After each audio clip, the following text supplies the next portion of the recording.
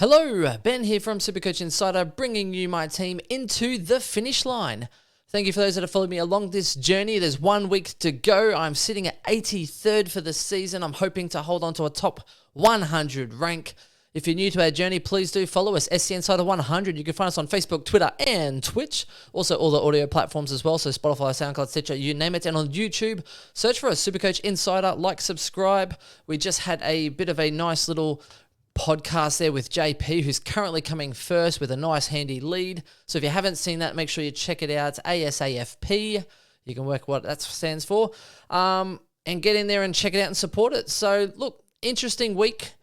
Very interesting. I haven't changed. I was out doing a few bits and bobs before. Probably shouldn't be wearing my Melbourne jumper when Brisbane's playing Melbourne tomorrow, because Brisbane's obviously my favourite team. I don't mind the Navy. I got it for free. I had a mate of mine who lost a whole bunch of weight, and I'm like, I'm not turning down a lovely free jacket. So I do like Melbourne. I rooted for them last year, obviously, when Brisbane didn't play them. So yeah, they're kind of a little bit of a humble team for me, and I wish I kind of changed, because now I feel like it's a bad omen. I'm going to the game tomorrow night at the Gabba, and I feel like I've kind of cursed my boys a little bit. So forgive me, Robbo, and anyone else that might check this out ever. So the week just gone, 2,498. Definitely a decent week. It was above what the top 100 was sort of going at, so I definitely moved up in places a little bit there. Was sitting 99th. Did cost myself a few points, which we'll get into, but I had English 88, so I decided to bank those points and move forward instead of risking the dice with Heaney. Now, I know Heaney was on an absolute heater. I was wanting to sort of, look at going the Heaney train, but at the end of the day, if English went 91, 92, I would have just banked those points, and Heaney can easily bank out knock out a 61 week instead of, and I wanted to enjoy the footy. I wanted to enjoy watching Sydney beat Collingwood because I've been calling it. I didn't want to have to worry about how one of those players was performing. So look, it is what it is. I probably missed out on about 30 points or something or other. So can't be too upset. I think it might have put me maybe 10 ranks higher to like 73 or something. So it is what it is. I'm happy to try and hold on to a top 100 finish. Let's go and have a look at my team and obviously all the players within. So, silly enough, I probably should have put the E on Neil last week, because I only had the Friday night game to try and put an emergency on someone, and I didn't think much of it. So I didn't go the VC on Neil, so I pretty much I VC'd into Laird, because that way I figured Laird, if he underperforms, I'm assuming he's going to be well, but I'll put the VC on him in case something happens. And lucky I did, because most people that went for that risky VC that we spoke about would have been heavily burnt. If you went VC Neil into Laird, then you were very unhappy. So I ended up going into Clary was my captain. So 126, I can't really complain about that there. Now, I had the emergency on Owens, because my thinking was, if someone gets injured, then it's going to cause quite a lot of issues, and I'd rather at least have, if there's a laid out, should I say, then Owens is there and I take his score. Right, so that's the kind of safety net where I was thinking of, where realistically I probably should have just put the emergency on, like a Neil or someone like that, and then be able to work around it from there. Because I do have the loophole, and especially if it's an early game, you can always sort of rearrange it around that. So that's pretty much what I'm thinking. So going into this week, I'm probably going Took into Laird. I think it's probably the safest play. Same premise there. I wouldn't mind going Clary into Laird. Clary into Took. But the same thing, Suns play third off the block, right? If I had Geelong players, I don't think there's really anyone really of note anyway, then that would be interesting. Otherwise, it's a Saturday night game, Port Adelaide versus Adelaide there, so I think that'll be a really good game, and he's not going to play weak against that big rivalry. So I think Laird will be definitely switched on, tuned up, and he'll really come out there strong and try and perform. Now, the other haymaker I was looking at was possibly even looking at a bit of a haymaker and going Cripps against Collingwood.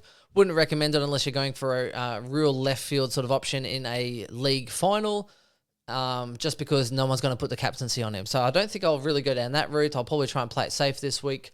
And by safe, I mean, for me, it's probably Oliver into Took or Took into Laird, realistically, I'm hoping that Took will go well enough that I don't even need to go elsewhere. So that's pretty much the premise on what I'm thinking, and it's also all I think I can really kind of work. So Richmond play that night, so I think that's pretty much all my options. I can't, GWS play early, so I can't even use that loophole, which kind of hurts because with the whole Teakle and everything else like that as well, I'm just going to have to put the emergency and cover my bases for quite a few people this week. Now, the issue is that Darcy, I think, might be sharing it with Meek, so that's going to be an issue. So I'm going to put him on field and on the bench with an emergency, knowing that with Teakle playing that night, if he goes bad, then English can sort of come in and do that for me. Now, Brody against the Giants, I'll probably do the exact same thing with him. If he does really well and Darcy does poor, then awesome, I'm throwing English into that and I'm playing Heaney on field. If there's another issue, then I might try and sort of look at it that way. So I think Neil should bounce back against Melbourne. He hasn't had too many games under 100, so I think Neil will probably rise a little bit. Melbourne don't generally tag as well. I think Harms might actually, if anything, Harms might kind of go on there and try and negate him a little bit. But I think Neil should bounce back after a poor week last week. He should be fresh enough. So I'm actually thinking with Petracca, right? Brisbane might try and negate him there, or Petracca seems to go really big or not at all. So for me, when you have a look at it here, 99, 136, 134, 81. So I might even put the emergency on him in case he goes like an 81, then I might not take it. Might be the way to go instead of a Neil. He's probably been doing worse lately, but let's have a look. Yeah, so 130, 110, yeah. So I think Neil's probably the safer play. So I'm going to go and put... they've played fairly early as well, so I'll put Hamilton up there. I'll put Petracca here with the E, and pretty much I'm going to loophole Brody, Darcy, and Petracca in the run home.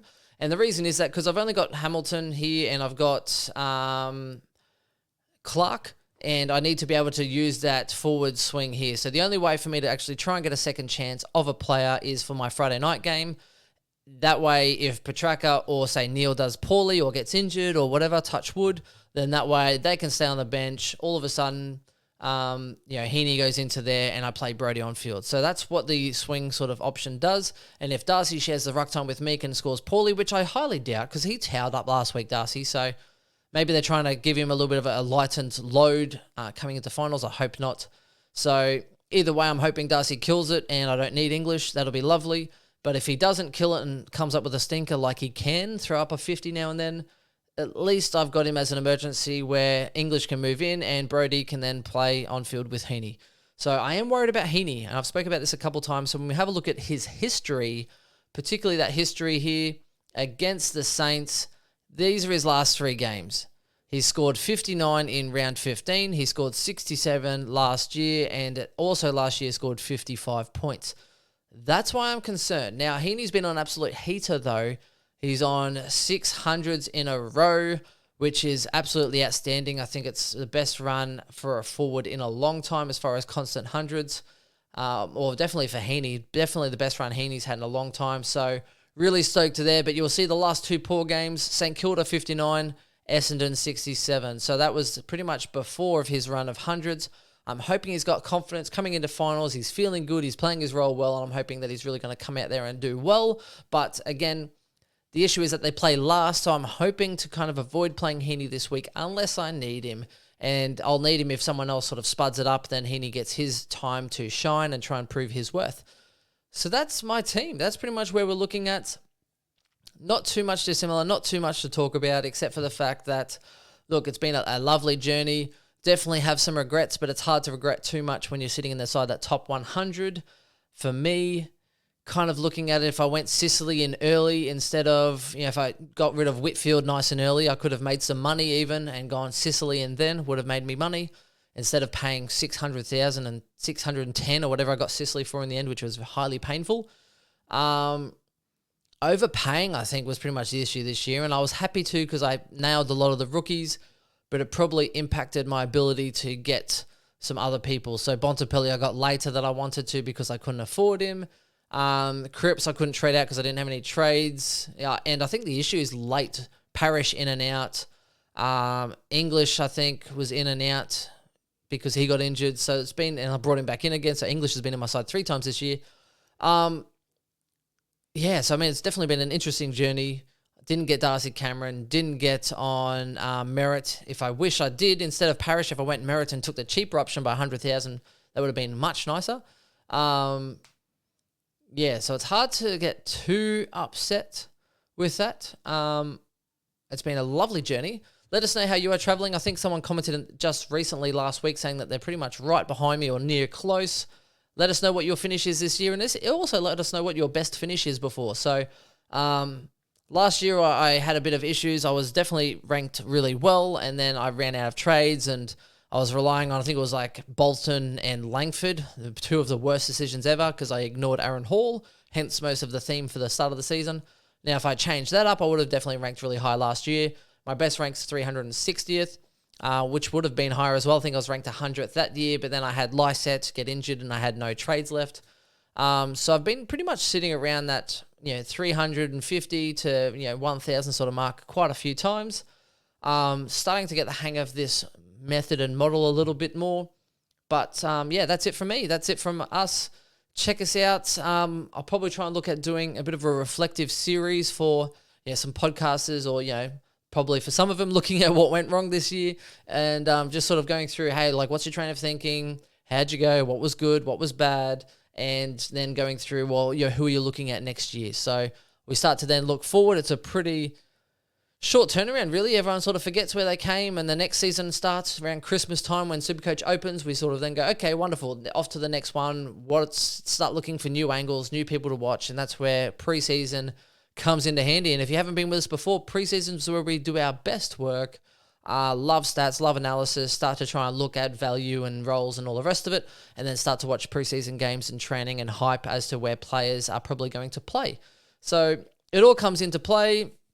It all comes in handy, and then we try and come up with a really good system where we look at the stats, we look at what the team is talking about their roles, we use the eye test as well to see, does it look like they're actually playing in those roles, and then we sort of build up a case for each person as to their value and worth, as to whether they are looking at breaking out, whether they are a cheap option, like your Brodies, or whether it look like they're going to break out or as a premium. So your English and these other players that we thought were going to break out this year. So that's it from me. That's it from us, and we'll talk to you soon. Thanks, guys. Bye.